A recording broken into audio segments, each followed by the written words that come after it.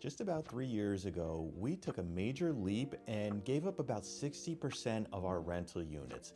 And the reason why we made this major shift in our business is because we decided to go all in on long-term single-family rentals. So if you're trying to choose between short-term and long-term for your rental, I'm going to share the major perks of going long-term and why it's so compelling to us, as well as the two major downsides of going long-term that you need to be aware of before you make a decision.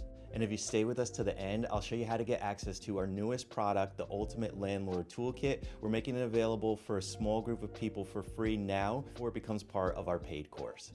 Let's get started.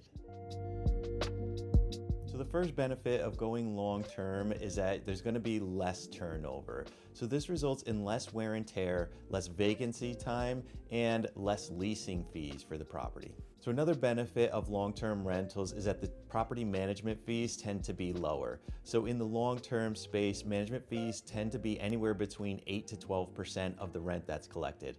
In the short-term space, we've seen double, even triple that amount. So if you're looking at property management fees as a factor, it's going to be much lower on the long-term side versus the short-term. You'll also want to consider the furnishings when it comes to comparing long-term versus short-term. In a short-term rental, you're going to have to provide all the furnishings, things like furniture, linens, dishes, towels, and you'll be responsible for not only providing them, but you also have to clean them and maintain them and inventory everything in between guests. So in the long-term space, typically the properties are provided unfurnished. You don't have to have any of the linens or any of the furniture or dishes. There's just a lot less to track and maintain in the long-term space. So another thing to consider when you're looking at long-term versus short-term is the neighbors.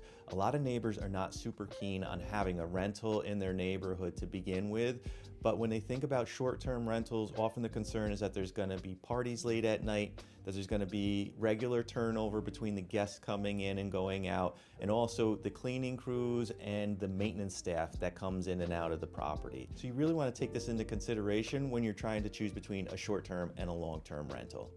Next, let's talk about legislation.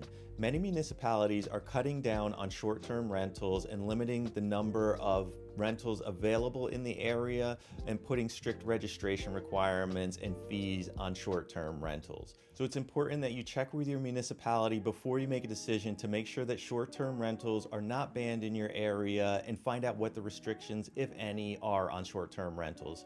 You're also going to want to come up with a backup plan in case your town does end up restricting short-term rentals in the future.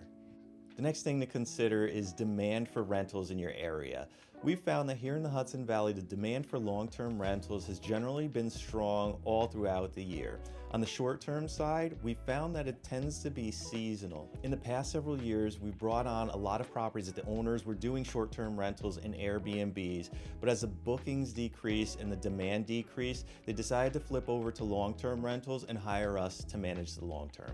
Now let's talk about the downsides of long-term rentals, and there's two major downsides that we want to touch on. The first is income. If you've got a short-term rental, most people find that the short-term brings in a lot more income than the long-term.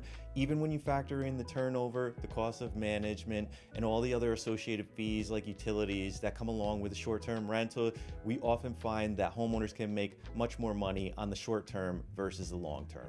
The second downside is that you don't have personal use of the property when it's long-term as you would when it's short-term. So if you think you may want to come back to the home, if you use it as a second home or a vacation property, once you start renting long-term, it's very unlikely that you're going to be able to utilize it in that way. Most of the time people are going to be staying for a year or more. They're probably going to renew, and there just won't be that downtime in between residents where you'll be able to use the property for your own personal use. So if you're considering the pros and cons of long-term rental versus short-term rental, we recommend downloading our free PDF. It's a pros and cons list that'll help you weigh out and kind of think through the pros and cons of doing a long-term rental. So it's available right now as part of our Ultimate Landlord Toolkit. This is a free PDF download. We're making it free for a limited time. It's going to be part of our paid course in the future. So we recommend heading over. The link will be right here. You can head on over there and grab it now, and we'll see you in the next video.